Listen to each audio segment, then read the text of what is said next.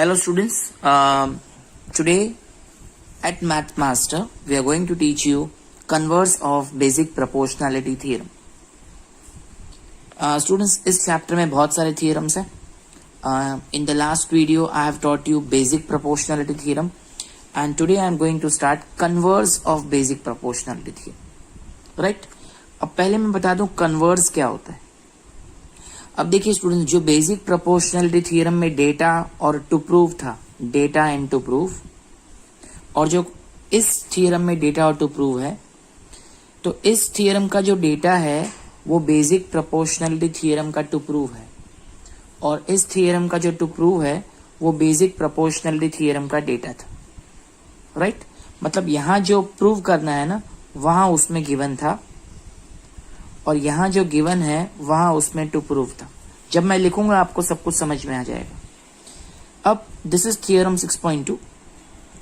Here it is written that if a line divides any two sides of triangle in the same ratio then the line is parallel to the third side. मतलब देखिए, ये एक लाइन है, this line divides A B and A C in the same ratio.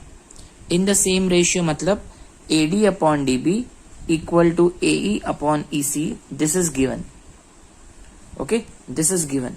और हमें prove करना है that DE is parallel to BC. So whenever the ratios are equal it means the lines are parallel according to converse of basic proportionality theorem. But today I am going to prove it. So what is given to me?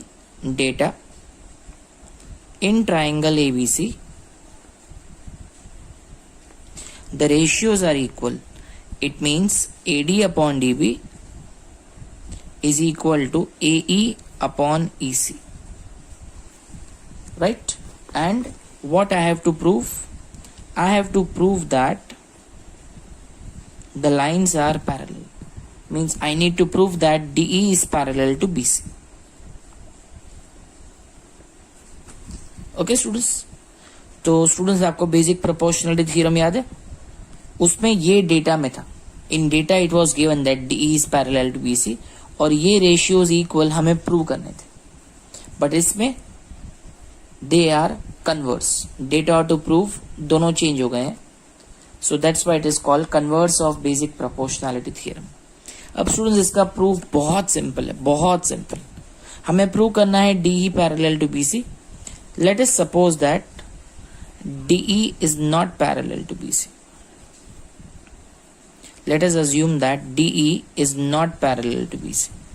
DE और BC parallel नहीं. And let us make one another line. एक और line बना देते हैं sir, DE dash. And let us assume, suppose करो कि DE dash parallel to BC. Let DE not parallel to BC and a line DE dash is parallel to BC. ठीक है, मुझे मालूम है गलत है, लेकिन let's assume that. So suppose DE is parallel to BC is not true. और एक और लाइन बनाई है DE dash which is parallel to BC. Ready students? Let's go further. अब I request you कि 2 मिनट के लिए DE को भूल जाते हैं. Forget DE. अब जो ये DE dash है ना, it is parallel to BC. So according to BPT, according to basic proportionality theorem, AD upon DB, I repeat, AD upon DB equal to AE dash upon E dash C. मैंने कहा ना 2 minute के लिए DE को, ये E को भूल जाते. Forget about E. इस लाइन को भूल जाते. So ratios equal होंगे अगर लाइन पैरेलल है. This is given in BPT. Basic proportionality theorem. So therefore AD upon DB equal to AE dash upon E dash C according to basic proportionality theorem. Let us give this equation number 1. Right? Now students, please see what is given.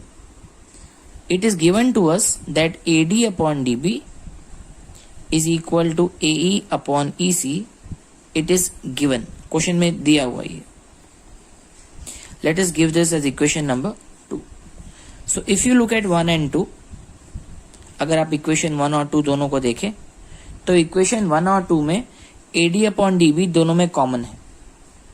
So please neglect this, right. So AD upon DB किसके equal है? AE dash upon E dash C, and यहाँ पे AD upon DB is equal to AE upon EC. इन दोनों equations में left side equal है. जब दोनों का लेफ्ट साइड इक्वल होगा तो दोनों का राइट साइड भी इक्वल होगा. So it means AE dash upon E dash C equal to AE upon EC. Is that clear? So from 1 and 2, AE dash upon E dash C is equal to AE upon EC. Now let us add 1 on both sides. Right? Add 1 on both sides.